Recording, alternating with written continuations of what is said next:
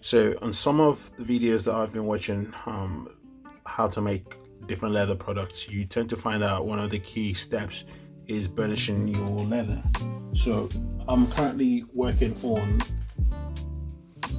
a leather project at the moment, so a bifold design, and this is one of the sides to the wallet, and you can see there's quite a few pieces in there, and each of them has to get burnished, and that is done using this wooden tool which has got sort of different ridges, and this can be a bit of a painstaking process, and sometimes it can be a bit annoying, especially when you've got fairly thin leather. So one of the things I've seen people do is use a machine, like a burnishing machine, which has essentially got a wooden piece attached to a motor, and that wooden piece just sort of spins, and all they do is hold the leather to the ridge that they want, and that does the burnishing for them. It's quite simple, quite easy way to do it. But as I'm a cheapskate and I don't want to invest a lot of money in this hobby, I thought about another thing that I could do, which is where this comes into play. Now this is a Ferex cordless rotary tool. What I want this for is to adapt this and use this as my burnisher. What I really want is this, and I want to adapt this.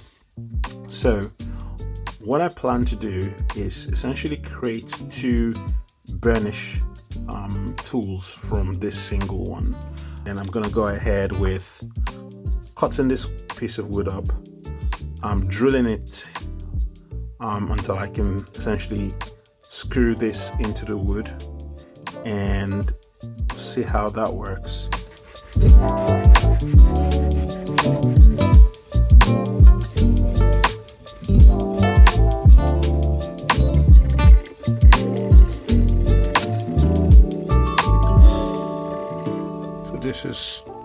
This is what I want, really. That's what I'm looking for.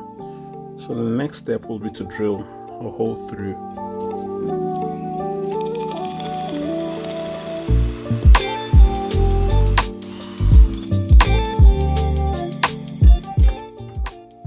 Not perfectly centered.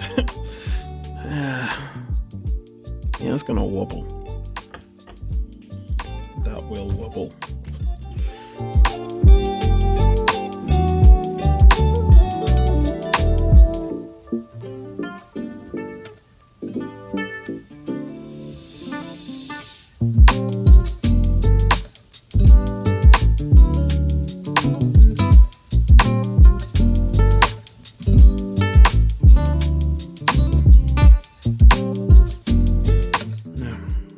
Gorilla glue is very strong glue, but it takes time to adhere.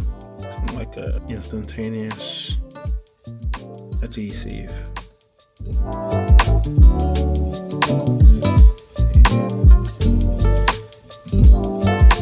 So this is the final product. It's not banging in the middle, so it's just gonna wobble. I know it's gonna wobble and it starts rotating. So this is what the final product looks like. That could be sanded down and finished, not a big deal. But I'm not happy with this. I'm gonna give it a try and know for sure it's gonna wobble.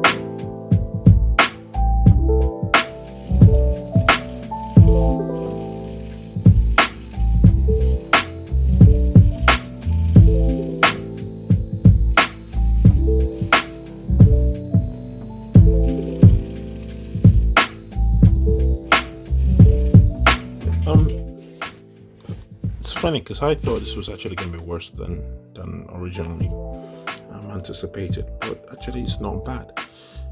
Now I'm happy with the buff.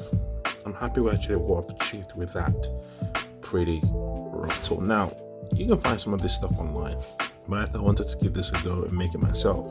And as you can see, the danger was always getting that screw piece in through straight. So let's try out a thinner piece of leather, see if it's going to work on that. So I've got a thinner piece of leather here, probably about a mil and a bit, just around that width, thickness rather. I'm gonna apply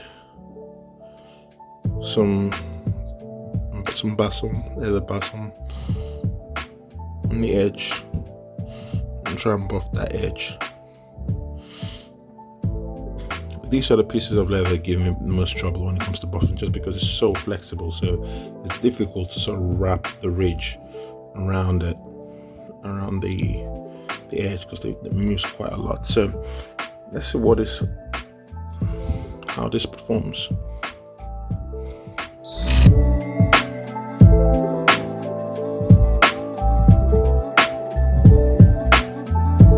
All in all, I'm actually surprised with the results of this, because I thought that the eccentricity on the spin on this will be an issue, but it isn't.